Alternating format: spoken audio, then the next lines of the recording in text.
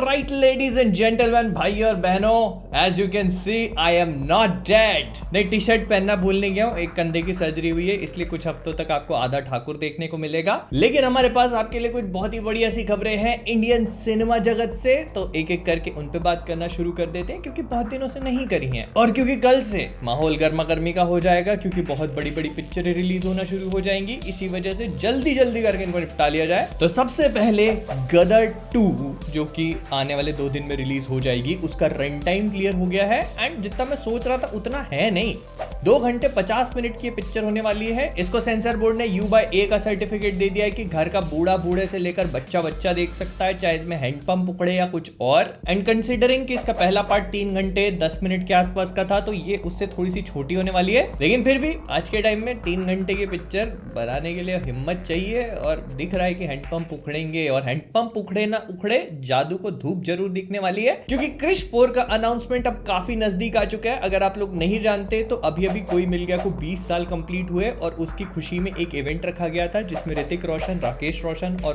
कोई मिल गया की पूरी टीम एक साथ स्टेज पर आई, और उन्होंने काफी सारी बातचीत करी। कोई मिल गया को लेकर काफी सारे बिहाइंड द सीन्स के सीक्रेट रिवील करे, और मतलब एक कैंडिड सी कन्वर्सेशन हुई थी। इनफैक्ट कोई मिल गया को 4 अगस्त को 30 सिटीज में एक बार फिर से रिलीज भी किया गया था, तो अगर आपने देखी हो तो कमेंट्स में बताना। लेकिन इसी चीज से रिलेटेड राकेश रोशन ने ये चीज भी कंफर्म करी है कि क्रिश 4 पे वो काफी अच्छी तरीके से काम कर रहे हैं, और उसकी स्क्रिप्ट मैजिकल से कम नहीं है। ऑडियंस का अटेंशन 15 मिनट में कैप्चर कर लेगी। उन्होंने बताया कि स्क्रिप्ट इस मूवी की जान है, और वो इस पे सबसे ज्यादा अच्छे तरीके से काम करना चाहते हैं। ऑल्दो उन्होंने इस मूवी की स्क्रिप्ट को पूरी तरह से कंप्लीट कर लिया है, लेकिन वो इस पर बार बार जाकर इसको रीटच करते रहते हैं, क्योंकि वो इस पे कोई भी कमी नहीं छोड़ना चाहते। उन्होंने कहा कि वो जादू को इस पार्ट में वापस लाकर साइंस फिक्शन मूवी तो बना सकते हैं, लेकिन script is all that they are thinking of right now. So या इस पूरे के पूरी कन्वर्सेशन से 2-3 चीजें क्लियर हो जाती है। क्रिश 4 बन रही है, स्क्रिप्ट कंप्लीट हो चुकी है, स्क्रिप्ट को रीटच किया जा रहा है, मूवी का अच्छा खासा बजट होने वाला है, किसी हॉलीवुड मूवी जितना। जादू इस मूवी में रिटर्न करेगा, और प्रोबेबली अगले साल वॉर 2 की शूटिंग के बाद ऋतिक क्रिश 4 पे काम करना शुरू करेंगे। फिर इसके बाद हालांकि रोस्टवर्स और फ्लिक द न्यूज दोनों पे ही हम खुशियां बांटने में यकीन रखते हैं, लेकिन कभी कभार बुरी खबरें भी देनी पड़ जाती है।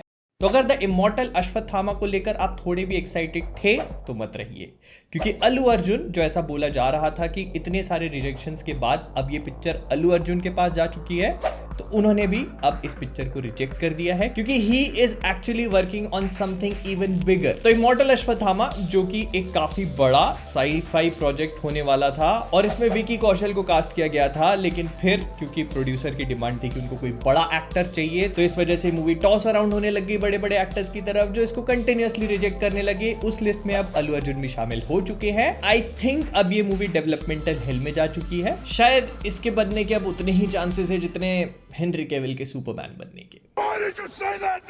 और भले इमॉर्टल अश्वत्थामा को रिजेक्ट कर दिया हो, लेकिन रश्मिका मंदाना को नहीं कर सकते, क्योंकि पुष्पा 2 के सेट्स पे ज्वाइन करने वाली है वो इनको अगले कुछ दिनों में। यहाँ पुष्पा 2 जो अपने कुछ पार्ट को शूट कर चुकी थी, वो अपने अगले पार्ट को रिज्यूम करने के लिए तैयार हो चुकी है, और ऐसा कहा जा रहा है कि इसका प्रोडक्शन नवंबर तक खत्म हो जाएगा। फिर इसके बाद पोस्ट प्रोडक्शन पे काम किया जाएगा, और देखो कुछ हो नहीं हो, हमको वायरल सीन मतलब वायरल डांस फिर से देखने को मिल जाना चाहिए। वो श्रीवल्ली नैना मोदक वाला क्या समझ रहे थे, लेकिन भाईजान वायरल होने के लिए फिर से तैयार है। नहीं, वो बिग बॉस वाले सीन की वजह से नहीं, क्योंकि टाइगर 3 के बाद उन्होंने एक और बड़ा प्रोजेक्ट साइन कर लिया है। टाइगर 3 होगी, क्योंकि टाइगर 3 होगी, उसके बाद वो टाइगर वर्सेस पठान पे काम करेंगे। उसके बाद उनकी सूरज बरजातिया के साथ आने वाली है प्रेम की शादी, जिसको मैं पूरी तरह से इग्नोर करने वाला हूं यहाँ पर। लेकिन इसके बाद वो करण जौहर के प्रोडक्शन और विष्णुवर्धन के डायरेक्शन में एक नई मूवी को साइन कर रहे हैं, जो अगले साल क्रिसमस पे रिलीज होगी। अगर आप नहीं जानते तो विष्णुवर्धन ने बॉलीवुड में एक मूवी डायरेक्ट करी है जो शेरशाह थी,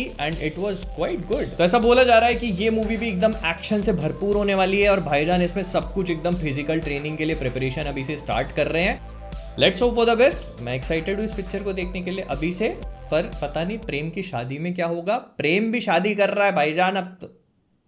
अगली खबर की तरफ। फिर इसके बाद गदर और ओ माई गॉड 2 जो एक ही दिन पे रिलीज होंगी, इनके बीच में एक अच्छा खासा क्लैश एक्सपेक्ट किया जा रहा है। लेकिन अगर आप इनकी एडवांस टिकट बुकिंग्स के बीच में क्लैश देखने की कोशिश करोगे तो कंपटीशन बहुत ज्यादा तगड़ा है नहीं, क्योंकि गदर 2 ने ओ माई गॉड 2 की सेल्स को बहुत बुरी तरह से बीट कर रखा है। जहां पर गदर 2 ने एक तरफ सिनेपोलिस, पीवीआर और बड़ी बड़ी मल्टीप्लेक्स की चेन्स में 1 लाख से ऊपर ज्यादा सेल्स कर रखी है, वहीं दूसरी तरफ ओ माई गॉड 2 की सेल्स 20,000 के आसपास रही है सिर्फ। लेकिन मैं यहाँ पर ये चीज भी क्लैरिफाई कर देता हूँ कि ओ माई गॉड 2 की एडवांस बुकिंग काफी लेट स्टार्ट हुई थी।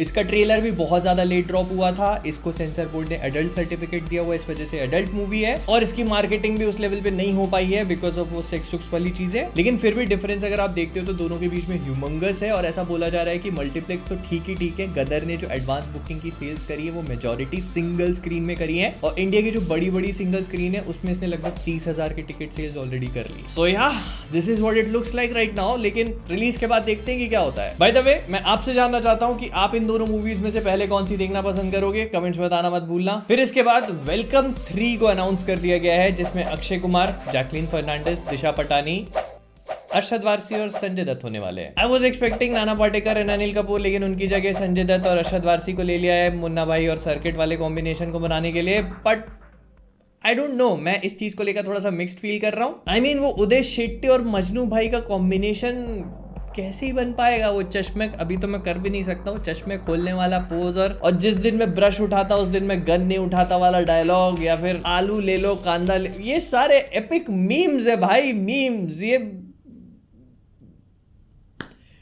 You missed out sir, you missed out. अब यहां पर मैं बस यही बोलना चाहूंगा कि अगर कैश ग्रैब ही बनाना था तो काश तो पुरानी वाली ग्रैब कर लेते। फिर इसके बाद एक काफी बड़ी न्यूज, फरहान अख्तर ने डॉन 3 अनाउंस कर दी, लेकिन इसमें SRK नहीं होने वाले हैं, रणवीर सिंह हैं जो कि नया डॉन प्ले करेंगे।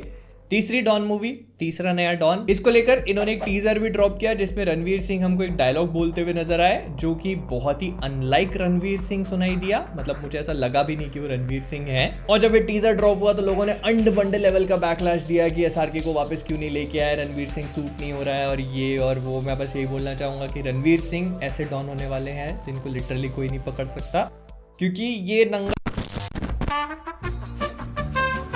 पर अगर मैं अपना ऑनेस्ट ओपिनियन दूं तो मैं इस चीज पे काफी न्यूट्रल हूं, क्योंकि मुझे अभी भी याद है जब SRK की डॉन 2 रिलीज हुई थी तो उसको भी काफी बैकलैश मिला था। मतलब SRK जब डॉन प्ले कर रहे थे तो उनको भी लोगों ने इतनी आसानी से एक्सेप्ट नहीं किया था, क्योंकि लोगों के दिमाग में अमिताभ बच्चन वाले डॉन की इमेज बनी हुई थी। तो डॉन 2 को लोगों ने बिल्कुल भी एक्सेप्ट नहीं किया था, ये सोच के कि क्या बवासीर बना दिए हो। बट आज जब लोग उस मूवी को देखते हैं तो लोगों को पसंद आती है। तो इसलिए मैं बस इतना ही बोलूंगा कि चांस दे के देखना चाहिए, क्या पता अच्छी निकल जाए। लेकिन मैं फरहान अख्तर से एक चीज पूछना चाहता हूं कि आपको गाली खाने की इतनी जल्दी क्यों थी?